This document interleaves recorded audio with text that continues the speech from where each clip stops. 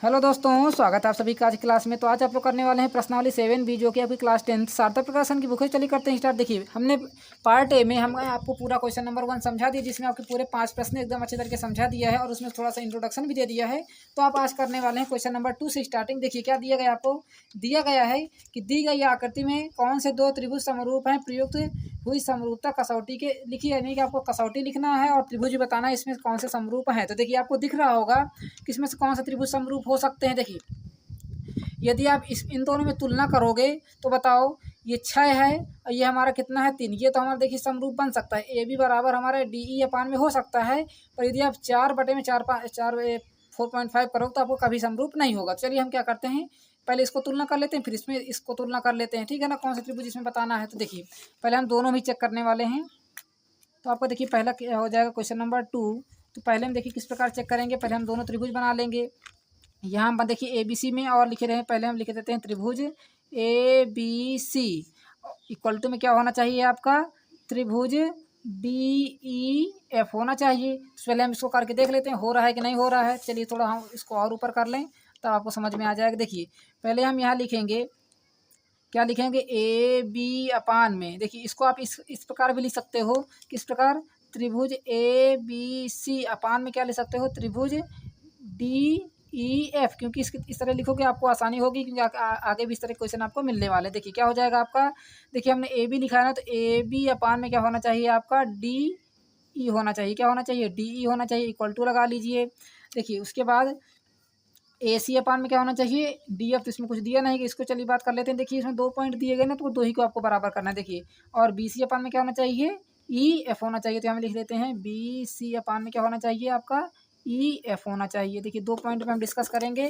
तो देखो जैसे आप इन दोनों को लिखोगे तो ए बी बताइए कितना दिया गया है, ए बी आपका दिया गया है 6 में, ये कितना दिया गया है आपको 3, इक्वल टू लगा लेते हैं। बी सी कितना दिया गया है 4 और ई एफ कितना दिए गए हैं 4.5। अब ये बताओ कि ये दोनों आपस में बराबर हैं क्या, बिल्कुल बराबर नहीं है। तो आपको क्या लिख दिया, नॉट इक्वल टू। यहाँ से लिखना है आपको त्रिभुज ए बी सी नॉट समरूप या नॉट इक्वल टू भी हैं आपके किसके, त्रिभुज डी ई एफ के हैं। तो देखिए पहला तो आपका क्लियर हो गया, ये दोनों समरूप नहीं है।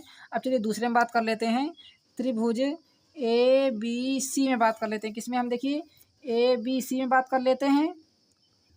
इसमें क्या लिखोगे आप, देखो बी के पार हमारा कोण बन रहा है ना, देखिए यहाँ पर हमारा क्यू के पास कोण बन रहा है, यानी कि एंगल बन रहा है। तो आप इसको क्या लिखेंगे, क्यू पी सी लिखोगे। तो यहाँ से हम लिख लेते हैं त्रिभुज क्यू पी सी, ठीक है ना। अब इन दोनों में देखना, देखिए क्यू पी आर लिखा हुआ है, देखिए हमने आर लिखना है, सी नहीं लिखा हुआ है। देखिए आपको इन दोनों में तुलना करना है, तो किस प्रकार करना है तुलना, देखिए इसको आप लिख सकते हो त्रिभुज ए बी सी अपान में क्या लिखना है आपको, त्रिभुज क्यू पी आर लिखना। अब इक्वल टू तरफ चलते हैं। देखिए ए बी बराबर, देखिए जिस प्रकार आपने ऊपर लिखा उसी प्रकार आपको इसको लिखना है। देखिए इसी से आपको बता देते हैं, बिना त्रिभुज यानी फिगर के आपको हम इसी में क्लियर कर दें किस प्रकार होना चाहिए। देखिए हमारा पहले क्या लिखा है, ए बी लिखा, तो हमारा क्या होना चाहिए, इसके नीचे में क्यू पी होना चाहिए, इक्वल टू लगा लो।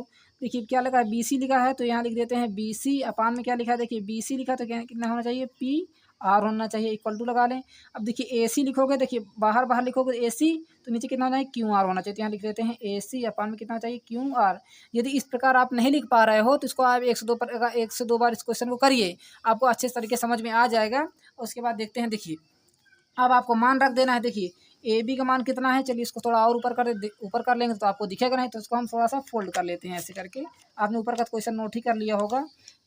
अब देखो ए बी का मान आपको पता है, कितना पता है, 6, तो हम यहाँ रख देते हैं 6 रख देते हैं। और अभी देखिए क्या लिखा, क्यू पी, तो क्यू पी का मान बताइए कितना है हमारा, क्यू पी का मान है आपका 12, तो हम यहाँ लिख लेते हैं 12, इक्वल टू लगा लेते हैं। बी सी का मान आपको पता है 4 और पी आर का भी मान पता है, देखिए पी आर का मान कितना है आपको 8, तो यहाँ लग देते हैं 8, इक्वल टू लगा लेते हैं। देखिए ए सी, अब ए सी बात हो रही है, तो ए सी में देखिए कोई ट्रेंगल नहीं है, तो ए सी की जगह हम क्या लिख सकते हैं, ट्रेंगल लिख सकते हैं, ए बी सी लिख लेते हैं और क्यू पी आर लिख लेते हैं। तो यहाँ लिख लेते हैं एंगल ए बी सी अपान में एंगल क्यू पी आर लिख लेते हैं, ठीक है ना। दोनों ही हमारे बराबर हो जाएंगे। देखो यहाँ से 6 का 6 दूनी 12 से ये कट जाएगा, कितना आ जाएगा 1/2 आ जाएगा, इक्वल टू लगाओ। 4 का नाम 4, 4 दूना 8 से कट जाएगा, ये भी कितना हो जाएगा 1/2, इक्वल टू लगा लो।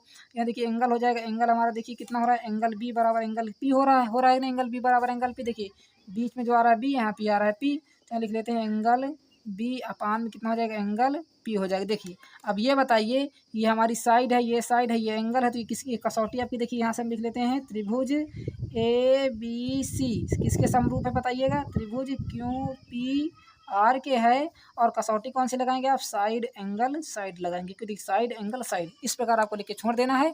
100% सही है। कोई अगर गलत करे तो आप हमको कमेंट बॉक्स में बताइएगा, इस प्रकार सर इसको नहीं कर सकते। देखिए एकदम सही करेक्ट है, आपको इसी प्रकार इसको करना है, एकदम शॉर्ट तरीके से आपको बता दिए हैं। चलिए अब इसको नोट कर लीजिएगा। अब तो चलिए देखते हैं क्वेश्चन नंबर 3 क्या कह रहा है आपसे। कह रहा है निम्न में निम्न आकृति में क्या कर रहा है आपको पी का मान बताना, यानी कि आपको देखिए पी का मान, देखिए पी हमारा कहाँ है, यहाँ पर है, तो पी का मान किस प्रकार बताओगे। देखो यदि आप इसको भुजाओं को देखोगे इसमें, तो देखो क्या हो रहा है, ए बी बराबर आप क्या लिख सकते हो, ए बी अपान में क्या लिख सकते हो, क्यू आर लिख सकते हो कि नहीं, क्योंकि देखिए 36 लिखा है, ये 72 लिखा है, तो इसके देखिए इसके नीचे आप क्या लिख सकते हो, इसको लिख सकते हो। उसी प्रकार ए सी के नीचे क्या लिख सकते हो आप, क्यू पी लिख सकते हो, और बी सी के नीचे तो आप पी आर लिखोगे ही लिखोगे।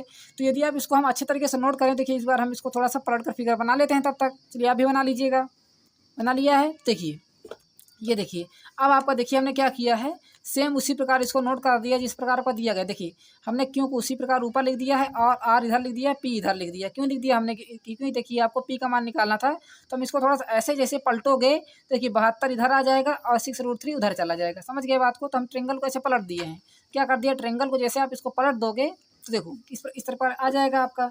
अब इसमें क्या करना होगा आपको, सी का मान निकालना, तो आपको पहले क्या होगा, एंगल सी बराबर क्या निकालना होगा, एंगल पी। क्योंकि देखिए आपको एंगल सी बराबर एंगल पी होगा, जैसे आप सी का मान निकालोगे तो एंगल पी का भी मान आपको निकल के आ जाएगा। ठीक है ना। तो देखो यदि हमने सभी भुजाएं बराबर कर लिया है, तो देखो यहाँ से हम लिख सकते हैं, क्या लिख सकते हैं, त्रिभुज, यहाँ लिख दीजिए त्रिभुज ए बी सी अपान में क्या लिख सकते हैं, एंगल क्यू आर पी लिख सकते हो त्रिभुज लगाकर। ठीक है ना। इक्वल टू में ए बी अपान में बताइए कितना हो जाएगा, ए बी अपान में हो जाएगा आपका क्यू आर इक्वल टू लगा दो, फिर क्या बी सी अपान में क्या हो जाएगा आपका आर पी हो जाएगा इक्वल टू लगा दो, ए सी अपान में कितना हो जाएगा आपका क्यू पी हो जाएगा। इस प्रकार आपने नोट कर लेना है पहले। तो यदि समझ में नहीं आ रहा तो इसको हम डार्क पेन से यूज कर लेते हैं। अब देखो अब यदि आपकी सभी भुजाएं बराबर हो जाएंगी, यहाँ से देखिए ए बी बराबर क्या हो जाएगा बी सी, ठीक है ना, और क्यू आर बराबर देखिए इसके ऊपर नीचे भी आप लिख सकते हो, यानी कि इसको ऊपर लिख सकते हो, इसको नीचे भी लिख सकते हो, कोई भी इधर उधर आप कर सकते हो। तो आपको देखिए मान किसका निकालना, देखिए आपको मेन एम क्या है, सी और पी, तो हम इन्हीं दोनों में बात करेंगे। ठीक है ना, किन में बात करेंगे, केवल इन्हीं दोनों में बात करने वाले हैं। तो देखिए बी सी लिख दीजिए, तो बी सी अपान में क्या हो जाएगा आपका आर पी इक्वल टू तरफ चलते हैं ए सी अपान में क्यू पी। आप इसको एक तरीके से और लिख सकते हो, क्यू पी को ऊपर ले जाइए और बी सी को इधर ले जाइए, क्योंकि देखिए अपोजिट है, ऐसे ऐसे आपको गुणा होता है। ठीक है ना। तो देखिए हम बी सी की जगह हम क्या लिख देते हैं, क्यू पी लिख देते हैं, और आर पी उसी प्रकार लिखा रहने देते हैं, इक्वल टू लगा लेते हैं। ए सी की जगह हम क्या लिखते हैं, क्यू पी की जगह हम क्या लिख देते हैं, हम बी सी। ठीक है ना। अब देखिए यहाँ से आपका क्यू पी बराबर क्या हो जाएगा, ए सी हो जाएगा, क्यू पी बराबर क्या हो जाएगा, ए सी। तो यहाँ से देखिए आपका फाइनल रिजल्ट क्या आ जाएगा, क्यू पी इक्वल टू क्या हो जाएगा, ए सी। इसका मतलब क्या हो जाएगा, देखिए जैसे तो ये दो लाइन बराबर हो जाएगी, तो इसका मतलब क्या हो जाएगा, एंगल पी बराबर एंगल आपका सी भी हो जाएगा। ठीक है ना। यहाँ से आप एंगल पी बराबर एंगल सी बता सकते हो, क्योंकि देखिए आपका क्या हो जाएगा, यहाँ से आपने क्या तीनों भुजाएं यहाँ से बराबर हो जाएं। जब भी आपकी तीनों भुजाएं बराबर हो जाती हैं तो आप क्या लिख सकते हो, त्रिभुज ए बी सी समरूप किसके लिख सकते हो, त्रिभुज क्यू आर पी के। क्योंकि हमारी तीनों भुजाएं बराबर हैं, जैसे इसमें आप सभी के मान रख दोगे आपकी तीनों भुजाएं बराबर आ जाएंगी। आ जाएंगी कि नहीं आ जाएंगी। अब देखिए यहाँ से आपका एंगल पी बराबर एंगल सी निकल के आ गया, तो आप एंगल सी का मान निकाल लीजिए। तो देखो जैसे आप तीनों एंगल का प्लस करोगे तो एंगल कितना बराबर 180 के बराबर हो जाएगा।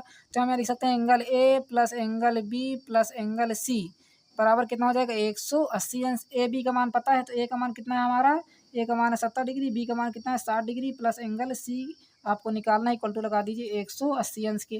जैसे इन दोनों जोड़ो 7 6 13 यानी कि 130 आ जाएगा, प्लस एंगल सी आ जाएगा इक्वल टू कितना आपका 180 अंश।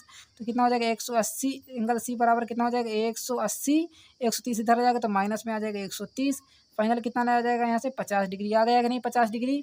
तो बस आपको एंगल सी बराबर यहाँ से रख देना है, एंगल सी बराबर कितना है आपका, एंगल पी है और कितना निकल के आया 50 डिग्री निकल के आ रहा है, तो एंगल पी का मान कितना हो जाएगा आपको 50 डिग्री हो जाएगा। जल्दी से नोट डाउन कर लीजिए। यदि कोई भी दिक्कत या परेशानी हो तो कमेंट बॉक्स में आप पूछ लीजिएगा। ठीक है ना। देखिए क्वेश्चन आ नहीं रहा था, इसके हम थोड़ा सा वीडियो को छोटा भी कर दिए हैं ताकि आपको क्लियर अच्छे तरीके से समझ में आ जाए। तो आप इसको अच्छे तरीके से इस प्रकार आप नोट कर सकते हैं। ठीक है ना। नोट कर लिए तो अभी आगे बढ़ जाते हैं।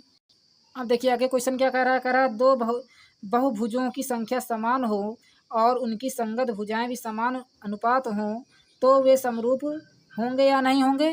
क्यों होंगे भाई?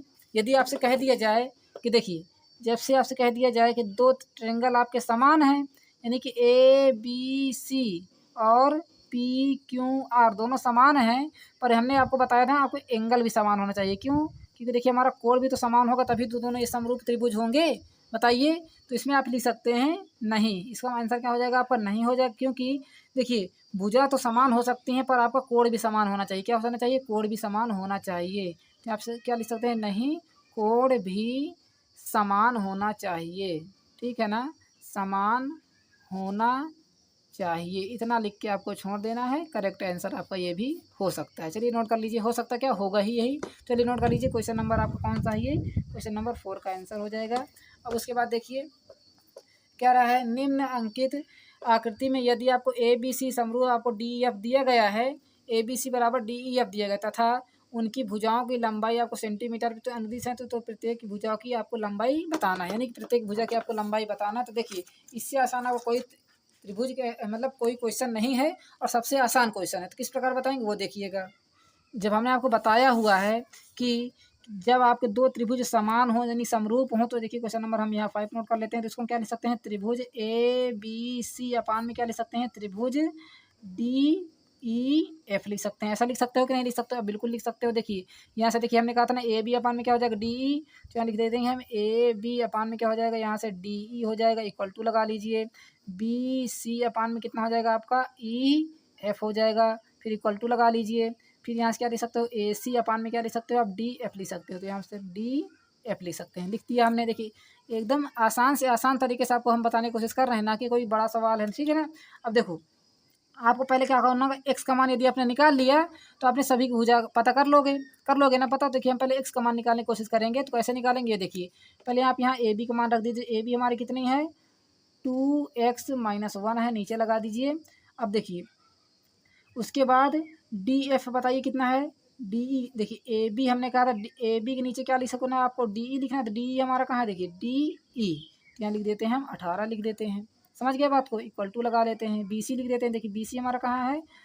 2x प्लस में 2 है। उसके बाद बी सी के नीचे हमने क्या कहा था? ई एफ लिखना है। तो ये हमारा देखिए ई एफ ये है, तो हमें लिख देंगे 3x प्लस में 9 इक्वल टू लगा लेते हैं। ए सी हमारा बताइए कहाँ है? ए सी हमारा है 3x लिख देते हैं। नीचे कितना हो जाएगा बताइएगा? 3x लिख दिया है। नीचे क्या है? D F. तो डी एफ हमारा बताइएगा हाँ, डी एफ हमारा ये कि 6x यहाँ लिख देते हैं हम, 6x लिख देते हैं।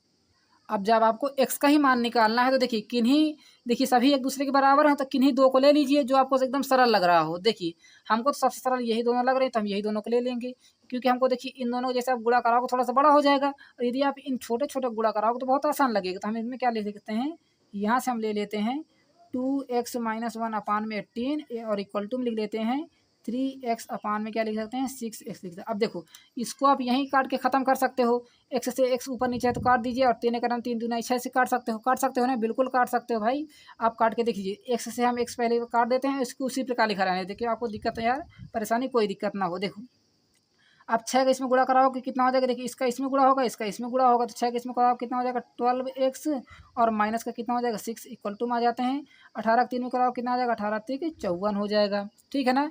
अब देखो 6 को उधर भेज दो तो 12x बराबर बताइए कितना हो जाएगा आपका? यहाँ से 54 और 6 इधर आ गया तो प्लस में हो जाएगा 6। तो 12x बराबर बताइए कितना हो जाएगा? यहाँ से 12 6 54 6 कितना हो जाएगा बताइएगा? 60 हो जाएगा, होगा ना। तो x बराबर बताइए कितना हो जाएगा? यहाँ से 60, और जो इसके साथ गुणा में था यहाँ कितना आ जाएगा? बटे में आ जाएगा, आएगा ना बटे में। तो यहाँ से x का मान बताइए कितना निकल गया? 12 पंचे 60। x का मान कितना निकल गया? यहाँ से 5 निकल के आ गया है। अब आपको सभी भुजा निकालना आसान हो गया है। क्यों आसान हो गया? देखिए x का मान आपने निकाल लिया है 5, तो बस आपको यहाँ रखना है x का मान इक्वल टू में रखना है आपको 5। इसको ध्यान में रख के सभी भुजाएं निकाल लेना। कैसे निकाल लेना? देखिए सबसे पहले हम यहाँ भुजा निकाल लेते हैं। तो देखिए हमारी क्या है? ए बी भुजा है। पहले हम इस त्रिभुज की बात कर लेते हैं, ए बी। और उसके बाद ए बी बराबर हमारा देखिए क्या दिया गया है? 2x-1। अब देखिए जैसे आप यहाँ रखोगे 2x की जगह हम क्या रखोगे? 5। x का मान निकल गया है 5, माइनस कर दीजिए 1। तो देखिए 2 पंचे हो जाएगा 10, 10 से 1 माइनस करोगे कितना आ जाएगा आपका? 9। तो ए बी बराबर आपने क्या निकाल लिया है? ए बी बराबर आपने निकाल लिया यहाँ से कितना निकाल लिया है? 9 निकाल लिया है। ठीक है ना। उसी प्रकार आप देखते हैं ए सी का मान निकालने। तो देखिए ए सी निकालना तो बहुत आसान है। क्या करोगे? ए सी बराबर आपको दिया गया है 3x। तो बस इसमें रख दीजिए आप 3 इंटू में एक्स का मान कितना है 5, कितना निकल के आ गया यहाँ से 15 निकल के आ जाएगा। एसी का मान आपने कितना निकाल लिया 15। उसी प्रकार आप देखिए बीसी का निकाल लीजिए, तो बीसी निकालना आपको बहुत आसान है। बीसी की जगह हम क्या लिखोगे 2x प्लस में 2 लिख दोगे। अब देखो 2x की जगह हम क्या लिखोगे 5, प्लस में लगा दो 2, 5 को गुणा 2 में कराओ कितना आ जाएगा 10, 10 में 2 प्लस कर दो कितना आ जाएगा आपका 12 आ जाएगा 12, ठीक है ना। अब देखिए हम इस त्रिभुज की बात कर लेते हैं। पहले हम डी एफ की मान निकालें, तो देखिए हम यहाँ लिखेंगे डी एफ, तो डी एफ हमारा बताइए कितना दिया गया 6x, तो हम यहाँ 6x लिख देते हैं। अब देखो 6 गुणे में x का मान कितना है आपका 5, यहाँ रख दीजिए 5, तो कितना हो जाएगा 6 पंचे 30। अब देखो डी एफ का मान आपने निकाल लिया है, डी एफ का कितना निकाल लिया आपने 30 निकाल लिया। उसके बाद चलिए इसको निकाल लेते हैं। डी ई का मान आपको तो पता ही है, तो हमारा डी ई का तो मान आपको पता ही 18 है। डी ई हमारा कितना है 18 दिया गया है। अब आपको बचा एफ ई का मान निकालना, तो देखो एफ ई का मान जैसे आप मान निकालोगे तो क्या ये 3x प्लस 9, तो यहाँ लिख देते 3x प्लस में 9 लिख देते हैं। अब देखो 3 गुणे में x का लिखिए 5 और लिख दीजिए 9। अब देखो 5 दिन कितना हो जाएगा 15 प्लस कर दीजिए 9, 15 5 20 4 कितना हो जाएगा आपका 24 हो जाएगा। कितना हो जाएगा 5 15, 15 में 9 प्लस कर दो कितना आ जाएगा आपका 24 आ जाएगा। तो देखिए ई एफ और ई का मान आपने कितना निकाल लिया यहाँ से 24 निकालिए। देखिए ये आपका एक त्रिभुज का मान हो गया, और आपका देखिए एक ये है, एक ये है, एक और ये है, तीनों का मान आपने निकाल लिया है, सभी का निकाल लिया ना। चलिए नोट डाउन कर लीजिए, और यदि वीडियो अच्छी लगे तो प्लीज़ वीडियो को लाइक ज़रूर करिएगा, ठीक है ना। चलिए अब मिलते हैं अगली वीडियो में, तब तक के लिए धन्यवाद।